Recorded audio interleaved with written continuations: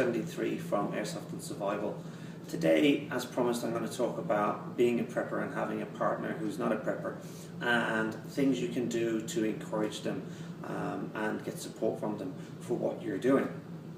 In my case, my wife understands what I'm doing and why I'm being a prepper.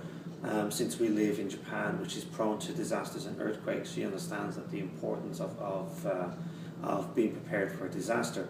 And as much as I get support from her, and as much as she really wants to help me out, the enthusiasm doesn't last very long, because she has other things in her mind, and other things are more important to her on a day-to-day basis, like looking after the kids and other things. So trying to do a lot of things and get prepared for a disaster can quite difficult sometimes when you don't have somebody who's willing to be supportive 100%. So what can you do? Well, you can do a few things. One, you could basically prep out your own bag, your bug out bag or survival bag, whatever you want to call it, to cater for 2 people. I used to do this when I was doing search and rescue, that when I would go onto the mountain, I would bring with me basically enough equipment for 2 people, 2 hats, 2 gloves, 2 sets of drinking utensils, enough things to support an extra person, because you never knew who you were going to find, what state they were in, what state they were in, what they had with them, and what they needed. But did they need a whole new fresh pair of clothes because they were soaking wet with what they had? Things like that.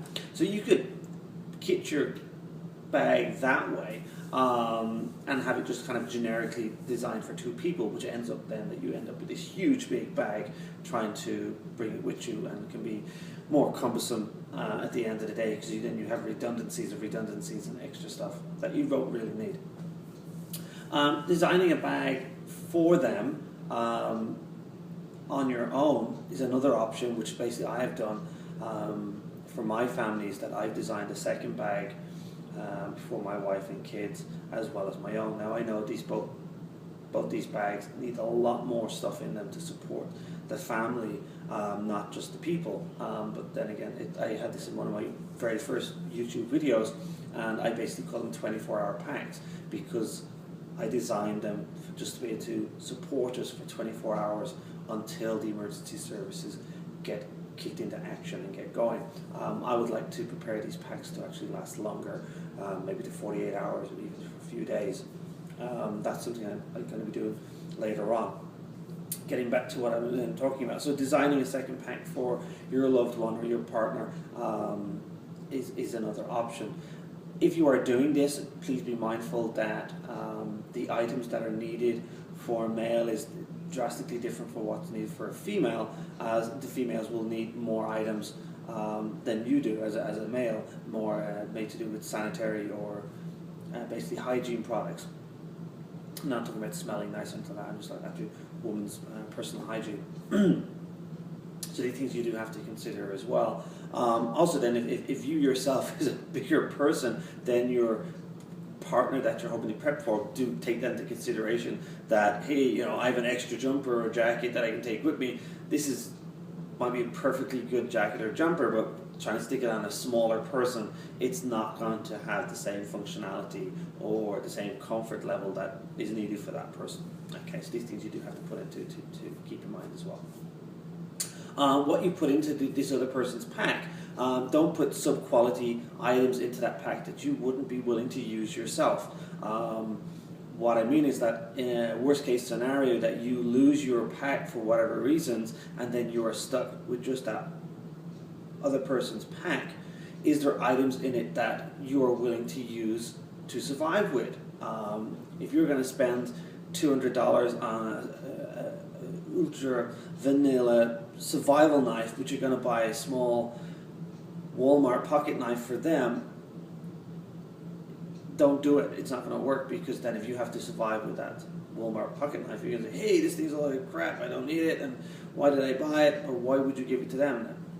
Your best thing you can do is that anything items that you have yourself at the moment that you're using and you want to upgrade to a better item, then you can donate those other items to that other pack. your older items. They're still good functional items that you've used yourself in the past and you relied on, and then you're just passing it on. These are things that you should consider as well. And the other thing you should think about then is trying to get more support from your prepping, from basically your partner that you want to prep with. You can do this in different ways. For myself, what I'm doing is basically going to be getting items that we can also use for other things, such as camping, holidays, outdoor tracking. So then the packs that I'll be designing will be used on it more regularly as hiking items and camping items. And then when we finish camping or hiking, then they turn back into our survival packs. So this way, it's a good way of selling point then to your partner as well, and encourages them more to help you prepare for what you want to buy. If you're going to use them for other things as well, like hiking or camping, that way they can see why you're spending the money and that it's more useful, that you're actually going to be using it more than just creating a pack, sticking it in a closet or the boot of your car and leaving it there just in case you need it. So this also then comes down to what type of bag you're creating and how you see yourself as a prepper. Some preppers see themselves as people that are basically just going to have it just in case, and they spend a lot of money getting a lot of stuff together and they leave it sitting in a cupboard for 2 or 3 years and never get it used.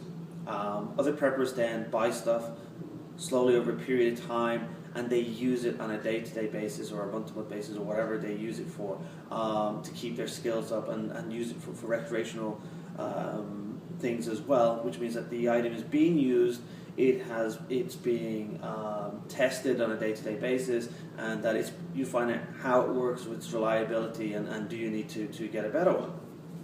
These are things you do have to consider as well. So this has just been a short video on some suggestions, of what you could do to help your significant partner be a prepper, be they male or female or just a friend. I hope this has been useful. Please like and subscribe, follow me on Facebook, and always remember, be prepared.